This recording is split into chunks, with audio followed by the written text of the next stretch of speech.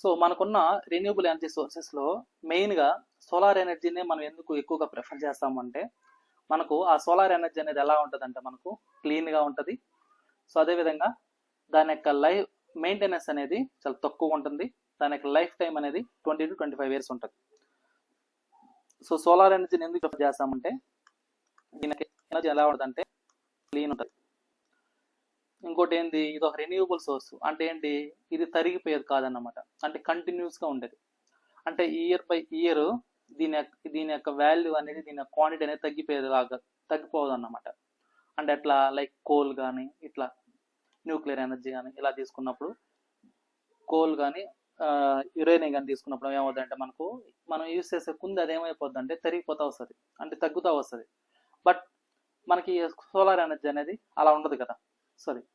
So కాబట్టి నాకు ఇదేంటంటే ఇది ఎలా ఉంటుంది, నాకు క్లీన్ రిన్యూవబుల్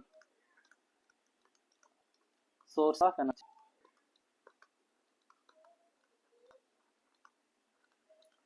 సో నెక్స్ట్ ఏంటి, ఇది ఎలక్ట్రిసిటీ బిల్స్ ని రెడ్యూస్ చేస్తుంది. ఇది ఒక ఫాజిల్ ఫ్యూల్ అన్నమాట. సో దాంతో పాటుగా ఇంకోటి ఏంటంటే ఇక్కడ లో మెయింటెనెన్స్.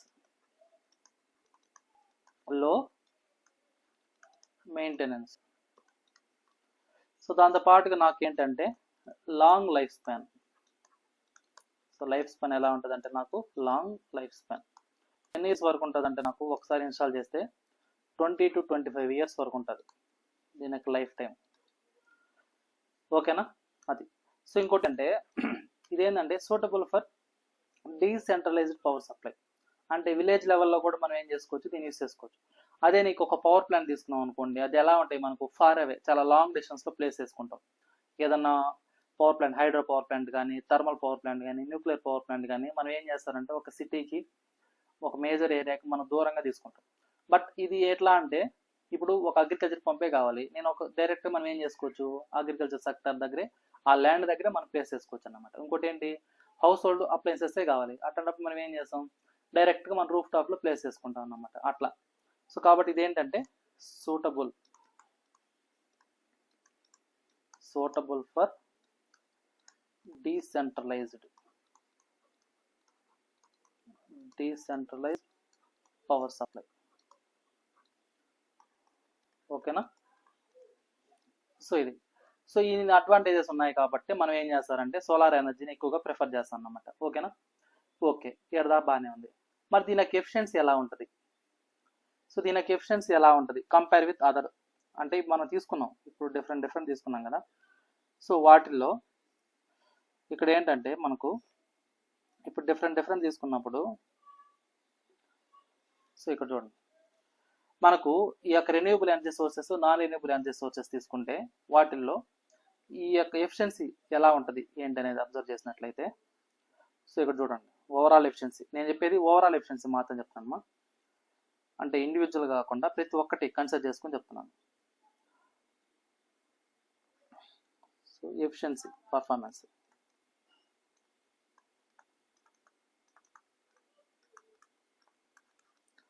ఈ యొక్క ఎఫిషియన్సీ రెన్యూవబుల్ తీసుకున్నప్పుడు ఎలా ఉంటుంది, రెన్యూవబుల్ ఎనర్జీ సోర్సెస్, అదేవిధంగా non renewable sources, non renewable energy sources. So దీనికి కనుక మన కంపారిజన్ చూసినట్లయితే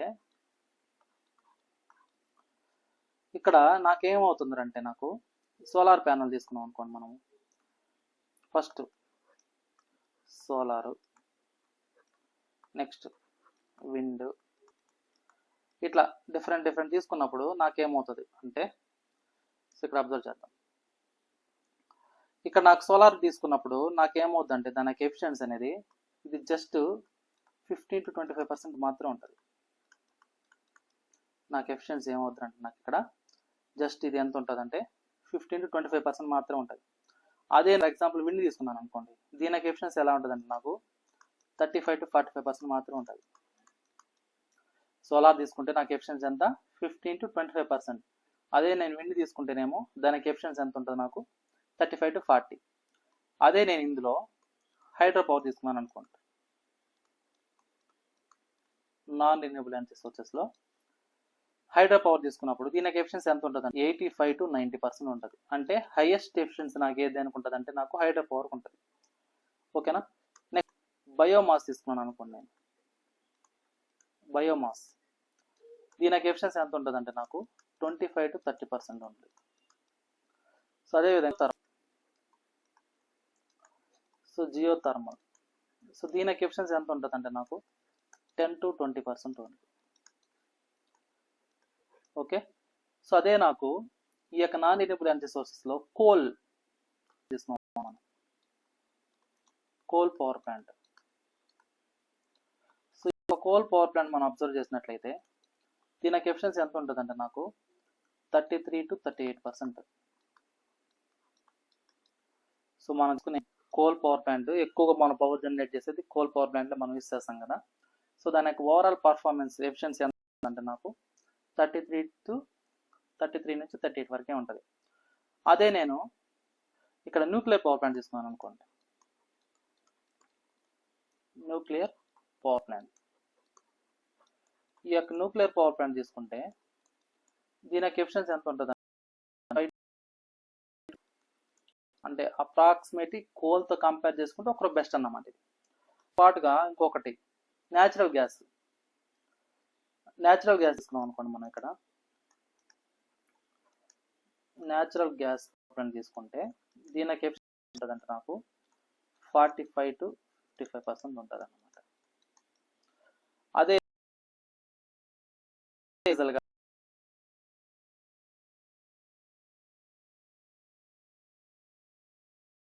అంటే different renewable energy sources, non renewable energy sources వాటి యొక్క ఎఫిషియన్సీస్ చూసాం. అంటే ఏ ఎనర్జీ సోర్సెస్ తీసుకుంటే మనకి ఎంత ఎఫిషియన్సీ వస్తుంది ఇలా అన్నమాట.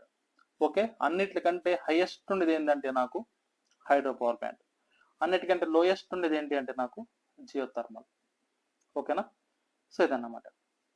ఇక్కడ ఇంకోటి ఏంటంటే మా ఇక్కడ దాకా క్లియర్ అమ్మా, ఇంకేమైనా డౌట్ ఉందా?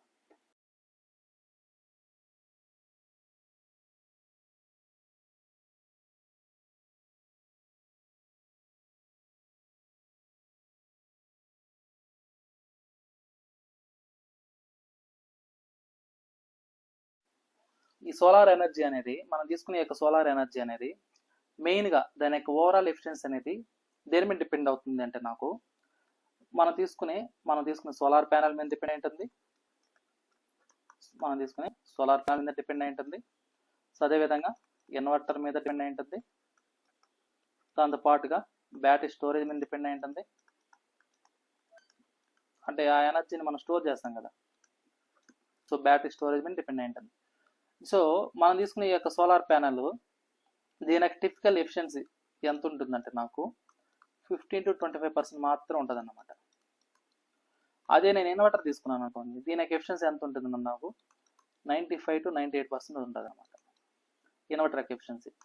అదే నేను బ్యాటరీ తీసుకున్నాను అనుకోండి, దీని యొక్క ఎఫిషియన్సీ ఎంత ఉంటుందంటే నాకు 85 to 90% ఉంటుంది అన్నమాట. సో ఇప్పుడు నాకు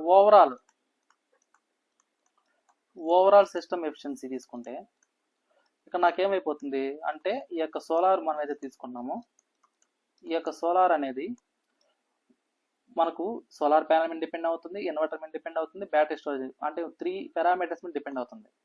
సో కాబట్టి నాకేమవుతుంది అంటే ఇక్కడ నాకు ఓవరాల్ ఎఫిషియన్సీ అనేది 12 to 20% మాత్రం ఉంటుంది. సో కాబట్టి నాకేమవుతుందంటే ఇది సోలార్ ప్యానెల్స్ లెస్ ఎఫిషియన్సీగా ఉంటుంది అన్నమాట. ఓకేనా. సో ఇది ఇక్కడ ఇంకోటి ఏంటంటే ఈ యొక్క సోలార్ ఎనర్జీ అనేది ఎఫిషియన్సీ అనేది ఏ ఫ్యాక్టర్స్ ఎఫెక్ట్ చూపిస్తాయి అంటే సో ఫ్యాక్టర్స్ ఎఫెక్టింగ్ అబ్జర్వ్ చేసినట్లయితే మనము ఏదైతే ఈ యొక్క సోలార్ ఎనర్జీ ఉందో ఆ సోలార్ ఎనర్జీని ఎఫెక్ట్ చేసే పారామీటర్స్ ఏవి ఉన్నాయి అంటే సో ఫ్యాక్టర్స్ ఎఫెక్టింగ్ ఎఫిషియన్సీ. ఇది మనం చూస్తే సో ఏ ఫ్యాక్టర్స్ ఎఫెక్ట్ చూపిస్తాయి అంటే ఈ యొక్క సోలార్ ఎనర్జీని. సో ఫస్ట్ వచ్చేసి సన్లైట్. సో సన్లైట్ ఈ యొక్క సన్లైట్ యొక్క ఇంటెన్సిటీ అనేది మనకి ఏమవుతుందంటే నాకు ఈ యొక్క ఎఫిషియన్సీ మీద ఎఫెక్ట్ చూపిస్తుంది అన్నమాట. ఓకేనా. ఇక్కడ మనకు సన్లైట్ ఎక్కువ ఉండింది అనుకోండి, అవుట్పుట్ పవర్ ఎక్కువ ఉంటుంది. ఒకవేళ సన్లైట్ తక్కువ ఉండింది అనుకోండి, అవుట్పుట్ పవర్ తక్కువ ఉంటుంది. సో ఇది ఒక ఎఫెక్టే కదా మనకు. కాబట్టి ఇక్కడ నాకు ఎక్కువ సన్లైట్ ఉండింది అనుకోండి, సన్లైట్ ఎక్కువగా ఉంటే నాకేమవుతుంది, మోర్ పవర్ అవుట్పుట్ ఉంటుంది. ఒకవేళ పవర్ సన్లైట్ తక్కువ ఉంటే లెస్ పవర్ అవుట్పుట్ ఉంటుంది. సో ఇది ఒక ఫ్యాక్టర్ అన్నమాట. నెక్స్ట్ ఇంకోటి ఏంటి, టెంపరేచర్. సో మనం తీసుకునే సోలార్ ప్యానల్ని దానికి ఎఫిషియన్సీ ఏ ఫ్యాక్టర్స్ ఎఫెక్ట్ చూపిస్తాయంటే సన్లైట్ ఒకటి, అదేవిధంగా టెంపరేచర్. ఇక్కడ నాకు హై టెంపరేచర్ ఉండింది అనుకోండి, అప్పుడు నాకేమవుతుంది అంటే ఎఫిషియన్సీ డిక్రీజ్ అయిపోతుంది. సో హయ్యర్ టెంపరేచర్ ఉంటే నాకేమవుతుందంటే ఇది ఎఫిషియన్సీ ఎలా ఉంటుందంటే నాకు డిక్రీజ్ ఎఫిషియన్సీ. ఓకేనా. సరే, నెక్స్ట్ పార్టికల్స్, డస్ట్ కానీ అండ్ ఏదన్నా దానిపైన మనం తీసుకునే ప్యానల్ మీద డట్ ఉంటే సో ఇది కూడా నాకేమవుతుందంటే ఎఫిషియన్సీని డిక్రీజ్ చేస్తుంది. సో ఇది ఏం చేస్తుంది అంటే నాకు ఇలా ఉండడం వల్ల డస్ట్ పార్టికల్స్ ఈ యొక్క డట్ అనేది ప్యానల్ మీద ఉంటే ఈ యొక్క సన్లైట్ అబ్జార్ప్షన్ తగ్గించేస్తుంది. So reduces sunlight absorption.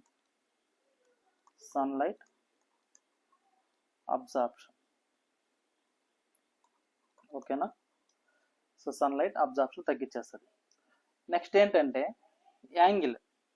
అంటే మనం వీటిని ప్లేస్ చేస్తాం కదా, సో వాటి యొక్క ప్లేస్ చేసే యాంగిల్ పొజిషన్ బట్టి కూడా నాకేమవుతుందంటే ఇది చేంజ్ అవుతూ ఉంటుంది అన్నమాట. అంటే మనం ఈ యొక్క సోలార్ ప్యానల్స్ని ఫ్లాట్గా ప్లేస్ చేయము, అంటే అటు 90 degreesలో ప్లేస్ చేయము, లేదా అటు 0 degreesలో ప్లేస్ చేయము. సో దీన్ని ఇన్క్లైనెడ్గా ప్లేస్ చేస్తాం అన్నమాట. సో ఆ యొక్క యాంగిల్ బేస్ చేసుకొని, అంటే బేస్డ్ అపాన్ సన్ పొజిషన్ బట్టి దాన్ని మనం టిల్ట్ చేస్తాం అన్నమాట. సో కాబట్టి మనం ప్లేస్ చేసే యాంగిల్ పొజిషన్ బట్టి కూడా నాకు ఏమవుతుందంటే దానికి ఎఫిషియన్సీ అనేది చేంజ్ అవుతుంది.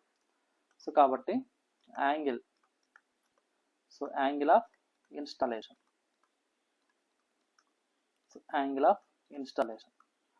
సో ఇక్కడ నాకేంటంటే ఈ యొక్క ప్యానల్స్ అనేటివి ఆల్వేస్ మస్ట్ మనం ఏం చేస్తామంటే సన్ ఫేసింగ్ ఎలా ఉంటుందో అలా ఫేసింగ్ ఉండేటట్టుగా మనం ఏం చేస్తాం, టిల్ట్ చేస్తాం. సో కాబట్టి మనం ఇక్కడ ఏం చేస్తామంటే panels must face the sun. ఓకేనా.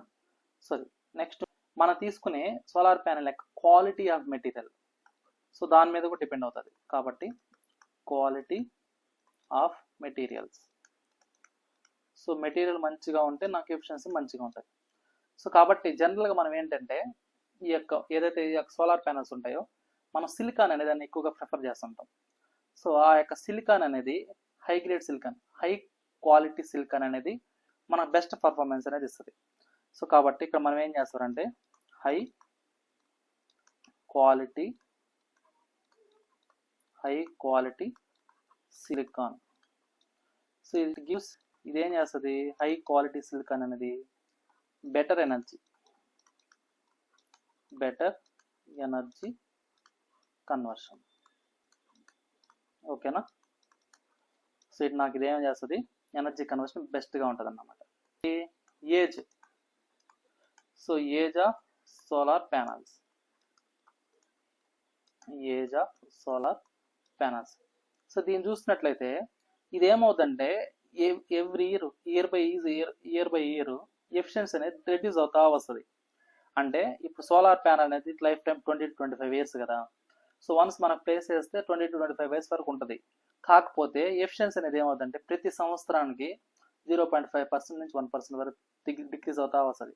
స్టార్టింగ్ నాకు ఒక 20% to 25% ఉంది అనుకోండి ఎఫిషియన్సీ, నెక్స్ట్ ఇయర్కి వచ్చేసరికి 24, నెక్స్ట్ ఇయర్కి వచ్చేసరికి 23, నెక్స్ట్ ఇయర్కి వచ్చేసరికి 22, అలా రెడ్యూస్ అవుతా వస్తుంది అనమాట. సో అది ఒక డ్రాబ్యాక్ అన్నమాట నాకు. సో కాబట్టి ఈ యొక్క efficiency drop 0.5% to 1% per year. అంటే ఇయర్ బై ఇయర్ దీనికి ఎఫిషియన్సీ ఏమవుతుందో నాకు రెడ్యూస్ అవుతుంది అన్నమాట. నెక్స్ట్ ఏంది ఎఫిషియన్సీ పర్ఫార్మెన్స్ అంటే ఇన్వర్టర్ యొక్క ఎఫిషియన్సీ. సో మనం ఏంటంటే ఇక్కడ ఇన్వర్టర్ అనే దాన్ని మనం యూజ్ చేసుకుంటాం. ఎందుకు? ఈ సోలార్ ఎనర్జీ నుంచి వచ్చే కరెంట్ నాకు ఏంటంటే డైరెక్ట్ కరెంట్ వస్తుంది. దాన్ని మనం హౌస్ హోల్డ్ అప్లయన్సెస్ యూజ్ చేసుకోలేము. సో కాబట్టి మనం ఏం చేస్తాం, ఇక్కడ ఇన్వర్టర్ అనే దాన్ని ప్లేస్ చేసుకుంటాం. సో ఆ ఇన్వర్టర్ అనేది ఏం చేస్తారంటే మనకు వచ్చే డీసీ సప్లైని ఏసీ సప్లైగా మారుస్తుంది. సో కాబట్టి ఇక్కడ ఇన్వర్టర్ ఎఫిషియన్సీ, ఈ యొక్క ఇన్వర్టర్ ఎఫిషియన్సీ ఇక్కడ నాకు ఇదేంటంటే ఇది ఎందుకు యూజ్ చేస్తామంటే మనము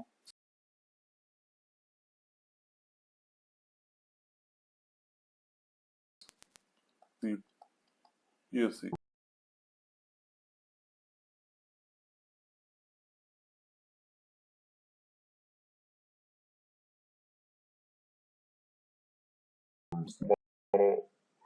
మనం తీసుకునే సోలార్ ప్యానల్ ఏదైతే ఉందో దాని యొక్క ఎఫిషియన్సీ అనేది ఎఫెక్ట్ చూపిస్తుంది అన్నమాట. ఓకేనా? సో ఇది సో ఏడాదాకా ఏంటంటే జస్ట్ ఓవరాల్ ఇంట్రడక్షన్ మాత్రమే. మనం తీసుకునే సోలార్ ఎనర్జీకి సంబంధించి దాని యొక్క అప్లికేషన్స్ కానీ దాని యొక్క అంటే సోలార్ ఎనర్జీ ఎలా వచ్చింది, అది రెన్యూబుల్ ఎనర్జీ సంబంధించి నాన్ రెన్యూబుల్ ఎనర్జీ సంబంధించింది జస్ట్ ఇంట్రడక్షన్ మాత్రం చూసాం. ఇప్పుడు మెయిన్ టాపిక్ లోకి వెళ్తాం.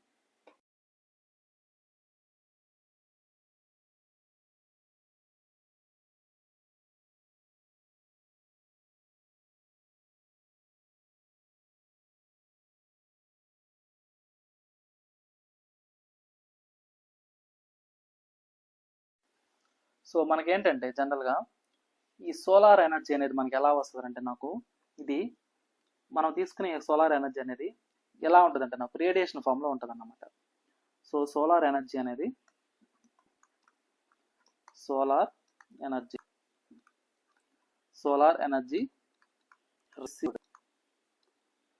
received in the form of radiation. So solar energy received in the form of radiation. So మనకు సోలార్ ఎనర్జీ అనేది రేడియేషన్ ఫామ్లో మనకు రిసీవ్ చేసుకుంటాం. అయితే ఏదైతే ఈ సోలార్ ఎనర్జీ ఉందో దీన్ని మనం ఏం చేస్తారంటే డైరెక్ట్లీ ఆర్ ఇండైరెక్ట్లీ మనం ఏం చేస్తాం, దీన్ని కన్వర్ట్ చేసుకుంటాం, ఎనీ ఫార్మ్ ఆఫ్ ఎనర్జీకి కన్వర్ట్ చేసుకుంటాం. అంటే ఈ యొక్క ఎనర్జీ ఏదైతే ఉందో దీన్ని మనం ఏం చేస్తాం ఇన్ టర్మ్స్ ఆఫ్ హీట్, అంటే హీట్ని ఎలక్ట్రిసిటీగా కన్వర్ట్ చేసుకుంటాం. ఈ యొక్క రేడియేషన్ అంటే ఏంది, నాకు సమ్ వాట్ ఆఫ్ హీటే కదా. సో దీన్ని మనం ఏం చేస్తాం ఎలక్ట్రిసిటీలో కన్వర్ట్ చేసుకుంటాం. దాన్ని మనం యూటిలైజ్ చేసుకుంటాం అన్నమాట మన హౌస్ హోల్డ్ అప్లయన్సెస్కి. అంటే దేనికి హౌస్ హీటింగ్ కానీ, ఎయిర్ కండిషనింగ్ కానీ, కుకింగ్ కానీ, high temperature melting of metals కానీ, వీటన్నికి మనం ఏం చేస్తారంటే దీన్ని ఈ సోలార్ ఎనర్జీ దాన్ని మనం యూస్ చేసుకుంటాం అన్నమాట. ఇక్కడ ఈ సోలార్ ఎనర్జీ అనేది మనం రిసీవ్ చేసుకున్నాం, బాగానే ఉంది. మరి ఇది ఎక్కడి నుంచి వస్తుంది, నాకు సన్ నుంచి వస్తుంది. సో ఇది మనం సన్ అనుకుంటే, సో ఇది సన్. సో ఇక్కడ ఏముంటుంది అంటే ఎర్త్ అనేది ఉంటుంది. సో ఇది ఎర్త్ అనుకుంటే, సో ఇక్కడ నాకేంటంటే ఈ యొక్క సన్ ఏదైతే ఉందో సో దాని యొక్క డయామీటర్ ఎంత ఉంటుంది నాకంటే, సో దీని యొక్క డయామీటర్ చూసినట్లయితే మనము ఈ యొక్క సన్ డయామీటర్ అబ్జర్వ్ చేస్తే సో 1.39 × 10⁶ కిలోమీటర్స్ ఉంటుంది. సో ఈ యొక్క సన్ యొక్క డయామీటర్ అనేది నాకు ఎంత ఉంటుందంటే 1.39 × 10⁶ కిలోమీటర్స్ ఉంటుంది. అదే నాకు ఎర్త్కి వచ్చేసరికి దీని యొక్క డయామీటర్ ఎంత ఉంటుందంటే నాకు 1.27 × 10⁴ కిలోమీటర్స్ ఉంటుంది. ఇప్పుడు ఈ యొక్క సన్కి ఈ ఎర్త్కి డిస్టెన్స్ మనం చూసినట్లయితే ఇక్కడ నాకు డిస్టెన్స్ ఏదైతే ఉందో ఈ డిస్టెన్స్ మనం అబ్జర్వ్ చేస్తే ఇక్కడ ఈ యొక్క డిస్టెన్స్ ఎంత ఉంటుందంటే నాకు 1.50 × 10⁸ కిలోమీటర్స్ ఉంటుంది. సో అంటే సన్కి ఎర్త్కి ఇన్ బిట్వీన్ డిస్టెన్స్ ఎంత ఉంటుంది, నాకు 1.50 × 10⁸ కిలోమీటర్స్ ఉంటుంది. సో ఇంత డిస్టెన్స్ ఈ యొక్క సన్లైట్ అనేది నాకు ఎర్త్కి రీచ్ అయ్యే టైం ఎర్త్కి ఎంత టైంకి రీచ్ అవుతుందంటే నాకు అంటే సన్లైట్ అనేది ఎర్త్కి రీచ్ అయ్యే టైము అబ్జర్వ్ చేసినట్టయితే మనము ఎంత టైంలో రీచ్ అవుతుందంటే 8 నిమిషాల 8 minutes 20 seconds. అంటే 8 minutes 20 seconds నాకేమవుతుంది ఎర్త్కి రీచ్ అవుతా ఉంది ఈ యొక్క సన్లైట్ అనేది. మరి ఇన్ బిట్వీన్ నాకు ఓన్లీ ఈ యొక్క సన్లైటే ఉంటుందా, మధ్యలో ఏమైనా ఉంటాయా అంటే ఉంటాయి. ఏమేమి ఉంటాయి? మనకు సన్కి ఎర్త్కి మధ్యలో మనకు అట్మాస్ఫియర్ అనేది ఉంటుంది. ఇందులో డిఫరెంట్ గ్యాసెస్ అనేవి ఉంటాయి. సో జనరల్గా మనకు అట్మాస్ఫియర్లో ఎలాంటి టైప్ ఆఫ్ గ్యాసెస్ ఉంటాయి అంటే మాకు అట్మాస్ఫియర్లో మనకు ఏమేమి గ్యాసెస్ ఉన్నాయంటే ఎక్కువగా మనకు ఉండేది ఏంటంటే నైట్రోజన్ అనేది ఉంటుంది. సో ఈ యొక్క నైట్రోజన్ అనేది 78% వరకు ఉంటుంది. తర్వాత ఏముంటుంది నాకు ఆక్సిజన్ ఉంటుంది. సో ఇది ఎంత ఉంటుంది అంటే నాకు 21% ఉంటుంది. సో రిమైనింగ్ ఏదైతే ఉంటాయో వాటర్ మాలిక్యూల్ కానీ హైడ్రోజన్ హీలియం ఇలాంటివన్నీ, సో రిమైనింగ్ వచ్చేసి నాకు ఎంత ఉంటాయి అంటే నాకు ఇవి 1% వరకు ఉంటాయి అన్నమాట ఈ అట్మాస్ఫియర్లో. ఓకే, ఎడదా బాగానే ఉంది. సో ఇప్పుడు నాకు ఈ యొక్క సోలార్ ఎనర్జీని నేను converting into electrical energy convert చేసుకోవాలంటే నాకు లార్జ్ స్పేస్ అనేది అవసరం అవుతుంది. అంటే లార్జ్ ఏరియా అనేది కావాలి. సో అంటే ఎర్త్ పైన లార్జ్ ఏరియా అనేది ఉంటే దాన్ని బట్టి మనం ఏం చేసుకోవచ్చు, ఈ సోలార్ రేడియేషన్ మనము హౌస్ హోల్డ్ అప్లయన్సెస్కి యూస్ చేసుకోవచ్చు. అంటే ఆ యొక్క సోలార్ ఎనర్జీని రిసీవ్ చేసుకొని. ఇంకోటి ఏంటంటే ఈ సోలార్ ఎనర్జీ ఏదైతే ఉందో రేడియేషన్ అనేది అన్నాం కదా, ఈ రేడియేషన్ అనేది మాకేంటంటే ఇది డిఫరెంట్ ఫామ్స్లో ఉంటుంది. అంటే ఎట్లా యూవీ రేస్ అని, ఇన్ఫ్రారెడ్ రేస్ అనేసి, లైట్ రేస్ అని ఇలా ఉంటుంది అన్నమాట. అంటే నాకు సన్ నుంచి వచ్చే రేడియేషన్ అనేది ఈ యొక్క సన్ రేడియేషన్ అనేది ఏదైతే ఉందో ఈ యొక్క సన్ రేడియేషన్ అనేది నాకు UV rays, infrared rays, visible rays, ఓకేనా, విజిబుల్ రేస్ ఇలా ఉంటుంది అన్నమాట. అంటే నాకు వచ్చే సన్ రేడియేషన్ అనేది మనకు డైరెక్ట్గా అది ఏంటంటే ఈ డిఫరెంట్ ఫామ్స్లో ఉంటుంది.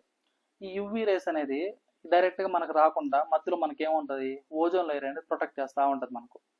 ఈ యొక్క ఇన్ఫ్రారెడ్ రేస్ కానీ విజిబుల్ రేస్ కానీ ఇదేమవుతుందంటే అట్మాస్ఫియర్లో ఉండే వాటర్ మాలిక్యూల్స్ కానీ డస్ట్ పార్టికల్స్ కానీ వీటి వల్ల నాకేమవుతుందంటే అది చేంజ్ అవుతూ ఉంటుంది అన్నమాట.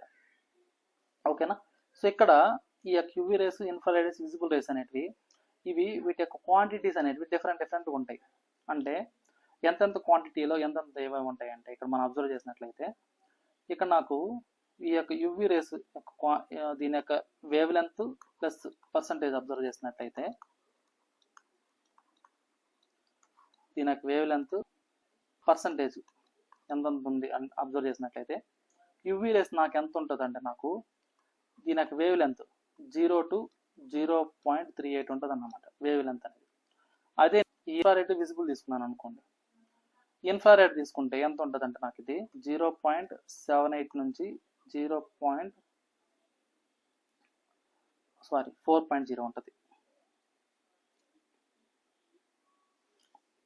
సో 4.0. అదే నేను విజిబుల్ లైట్ తీసుకున్నాను అనుకోండి, దీని వేవ్ లెంత్ ఎంత ఉంటుంది అంటే నాకు 0.38 నుంచి 0.78 ఉంటుంది అన్నమాట. ఓకేనా.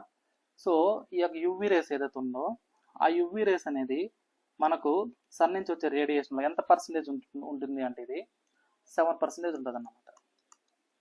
అదే నాకు ఇన్ఫ్రారెడ్స్ తీసుకున్నాం అనుకోండి ఉంటుందంటే నాకు అరౌండ్ అంటే అప్రాక్సిమేట్ చెప్తున్నాను నేను 46% ఉంటుంది అన్నమాట ఇది. సో ఇది వచ్చేసరికి 47% ఉంటుంది అన్నమాట.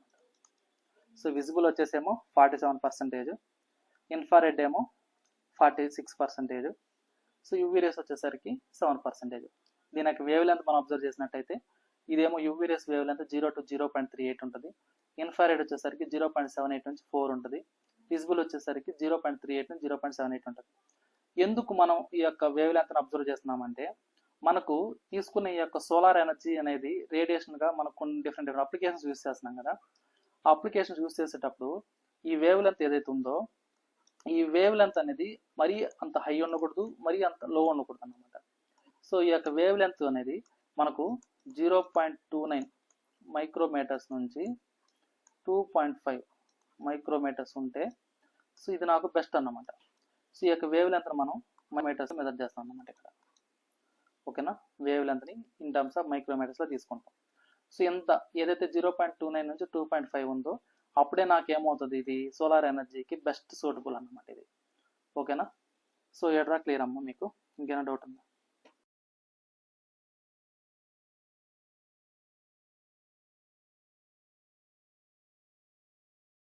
ఏంటంటే సో మనకేంటంటే మెయిన్ రెన్యూబుల్ ఎనర్జీ సోర్సెస్లో సోలార్ ఎనర్జీ అనేది మెయిన్ కీ రోల్గా తీసుకున్నాం. సో ఈ సోలార్ ఎనర్జీని మనము డిఫరెంట్ అప్లికేషన్స్ యూస్ చేసుకున్నాం. సో ఎక్కడెక్కడ యూస్ చేసాము అంటే డొమెస్టిక్ సెక్టర్లో యూస్ చేసాం. డొమెస్టిక్ సెక్టర్ అంటే దేంట్లో సోలార్ వాటర్ హీటర్ కానీ, సోలార్ కుక్కర్స్ కానీ, సోలార్ హోమ్ లైటింగ్ కానీ, సోలార్ ఫ్యాన్స్ కానీ, సోలార్ కూలర్స్ కానీ, అదేవిధంగా సోలార్ ఎయిర్ కండిషనర్స్లో కానీ ఇలాంటివన్నింటిలో మనం డొమెస్టిక్ అప్లికేషన్స్లో సోలార్ ఎనర్జీ అనే దాన్ని ఎక్కువగా యూస్ చేస్తాం.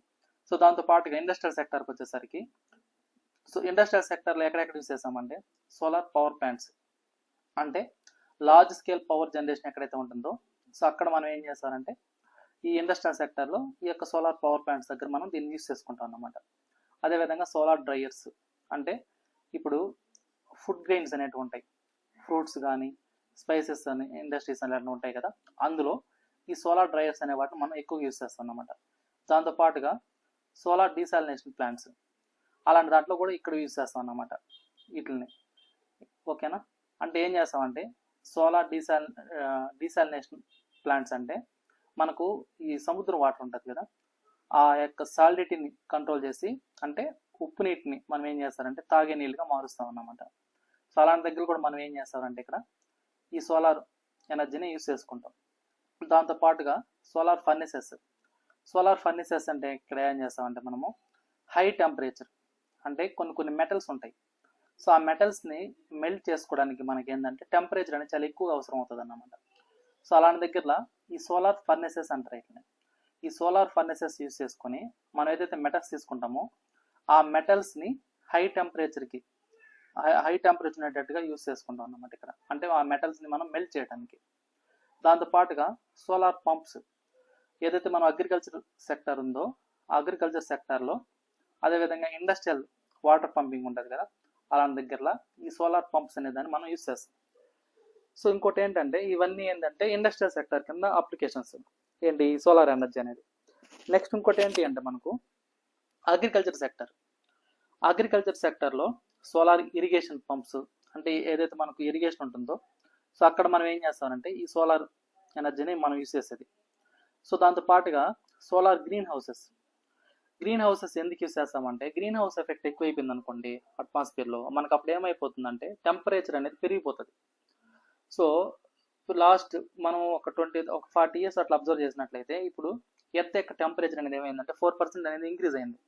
అప్పుడు అంటే ఒక 1970 ఆ టైంతో కంపేర్ చేసుకుంటే ఇప్పుడు 2025కి ఈ యొక్క అట్మాస్ఫియర్లో ఉండే టెంపరేచర్ అనేది ఏమైందంటే 4% అనేది ఇంక్రీజ్ అయింది అనమాట. సో దీనివల్ల ఏమైపోతుందంటే మనకు సీ వాటర్ అనేది ఎవాపరేషన్ ఎక్కువ అవుతుంది. దాని ఎఫెక్ట్ అనేది మనకి ఎలా చూపిస్తారంటే ఈ రైన్స్ కానీ ఈ యొక్క నేచర్ అనేది ఏమవుతుందంటే డ్యామేజ్ అయ్యేదానికి ఛాన్సెస్ ఉంటుంది అన్నమాట.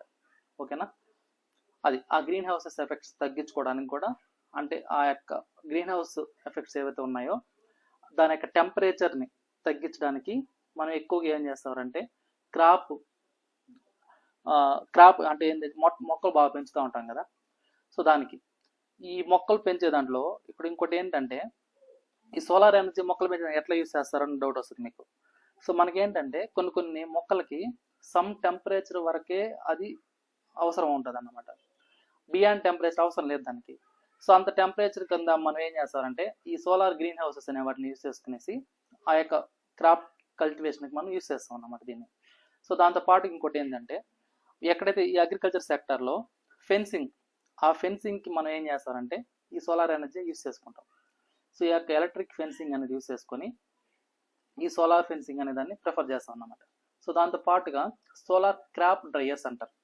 ఈ సోలార్ క్రాప్ డ్రైయర్స్ కూడా మనం ఏం చేస్తారంటే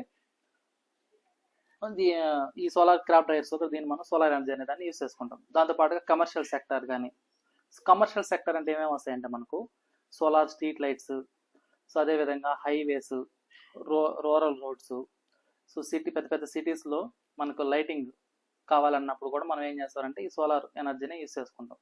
సో అదేవిధంగా సోలార్ పార్కింగ్ షెడ్స్, సో వాటిలో కూడా మనం ఏం చేస్తాం సోలార్ ఎనర్జీని యూస్ చేసుకుంటాం. సో అంటే ఎట్లా ఈ పార్కింగ్ షెడ్స్ అంటే ఇప్పుడు మనం ప్రెసెంట్ మనం అబ్జర్వ్ చేసినట్లయితే ఎలక్ట్రిక్ వెహికల్స్ వస్తూ ఉన్నాయి, ఏది కార్స్ కానీ మోటార్ బైక్స్ కానీ ఇవన్నీ. సో వాటికి ఛార్జింగ్ కావాలి అంటే మనం ఏం చేస్తారంటే ఈ సోలార్ ఎనర్జీని ఎక్కువగా యూస్ చేసుకుంటాం అన్నమాట. అంటే ఎలక్ట్రిక్ వోల్ట్ ఛార్జింగ్ అనేటట్టుగా. సో దాంతో పాటుగా మనకు సోలార్ ఏటీఎంస్ అనేది ఉన్నాయి, సోలార్ ఏటీఎంస్ అనేవి వస్తూ ఉన్నాయి. సో దాంతో పాటుగా సోలార్ కోల్డ్ స్టోరేజ్, ఈ కోల్డ్ స్టోరేజ్ ఏం చేస్తారంటే ఫ్రూట్స్ కానీ వెజిటేబుల్స్ కానీ డైరీ ప్రొడక్ట్స్ కానీ ఇలాంటివన్నిటిని స్టోర్ చేయడానికి మనం ఏం చేస్తారంటే ఈ సోలార్ కోల్డ్ స్టోరేజ్ అనే దాన్ని మనం యూస్ చేస్తాం. సో దాంతో పాటుగా ఇంకోటి ఏం చెప్పాం మనం లాస్ట్ క్లాస్లో, స్పేస్ అండ్ డిఫెన్స్ సెక్టార్ అన్నాం. స్పేస్ అండ్ డిఫెన్స్ సెక్టార్లో ఏం చేస్తారంటే శాటిలైట్ పవర్ సిస్టమ్స్ ఉంటాయి కదా, ఆ శాటిలైట్ పవర్ సిస్టమ్స్లో మనకు ఆర్టిఫిషియల్ శాటిలైట్స్ అనేవి ఉంటాయి కొన్ని. ఆ ఆర్టిఫిషియల్ శాటిలైట్స్లో పవర్ అనేది ఏం చేస్తారంటే జనరేట్ చేసుకుంటుంది అన్నమాట ఈ ఆర్టిఫిషియల్ శాటిలైట్స్లో. సో దాంతో పాటుగా రిమోట్ సెన్సింగ్ డివైజెస్ ఉంటాయి. ఆ రిమోట్ సెన్సింగ్ డివైజెస్లో ఈ యొక్క పవర్ అనేది దేనికి యూస్ చేస్తామంటే కమ్యూనికేషన్కి సెన్సార్కి ఈ యొక్క టవర్స్కి ఇన్ బిట్వీన్ మనకు కమ్యూనికేషన్ అనేది కావాలి. దానికి ఏం కావాలా, పవర్ అనేది కావాలి. సో దాన్ని మనం రిమోట్ సెన్సింగ్ డివైజెస్ అంటాం. సో అందులో కూడా మనం ఏం చేస్తారంటే ఇక్కడ ఈ సోలార్ ఎనర్జీని యూస్ చేసుకుంటాం. దాంతో పాటుగా మనకి ఏంటి ఇంకో అప్లికేషన్ ఏం చెప్పాం మనం, transportation sector. So transportation sector అన్నప్పుడు ఈ యొక్క సోలార్ ఎలక్ట్రిక్ వెహికల్స్ని మనం ఏం చేస్తారంటే ట్రాన్స్పోర్టేషన్ సెక్టర్లో కార్స్ కానీ బస్సెస్ కానీ బోట్స్ కానీ సోలార్ ప్యానెల్స్ని మనం యూస్ చేస్తాం అన్నమాట. దాంతో పాటుగా సోలార్ రైల్వే స్టేషన్స్ అనేవి వస్తున్నాయి ప్రెసెంట్, ఇంకా రాబోయే ఫ్యూచర్లో. సో అట్లా ఈ యొక్క సోలార్ రైల్వే స్టేషన్స్ వస్తున్నాయి. దాంతో పాటుగా సోలార్ ఛార్జింగ్ స్టేషన్స్ ఇంతకుముందు డిస్కస్ చేసుకున్నాం. ఎలక్ట్రిక్ వెహికల్స్ ఉన్నాయి కదా, ఆ electric vehicles solar charging stations అనే దాన్ని మనం యూస్ చేస్తున్నాం. సో దాంతో పాటుగా పబ్లిక్ యూటిలిటీస్ ఏదైతే ఇప్పుడు ప్రతి హౌస్ హోల్డ్స్ రూఫ్ టాప్స్ అనేవి రూఫ్ టాప్స్ మీద ఏం చేస్తామంటే సోలార్ ప్యానల్స్ ప్లేస్ చేసుకుంటున్నాం. దేనికి, పవర్ జనరేషన్కి, రెసిడెన్షియల్ పర్పస్ కోసం యూజ్ అవుతుంది, అది కమర్షియల్గా యూజ్ అవుతుంది అన్నమాట ఈ రూఫ్ టాప్స్లో. ఓకేనా ఇలా. సో దాంతో పాటుగా మనకు పవర్ బ్యాంక్స్, ఈ పవర్ బ్యాంక్స్లో కూడా మనం ఏం చేస్తామంటే ఈ సోలార్ ఎనర్జీని యూజ్ చేసుకున్నాం అన్నమాట. ఓకేనా. సో ఎడదా క్లియర్ అమ్మా. సో ఇప్పుడు ఇవన్నీ మనం లాస్ట్ క్లాస్లో డిస్కస్ చేసుకున్నట్వే. సో ఇప్పుడు ఏంటంటే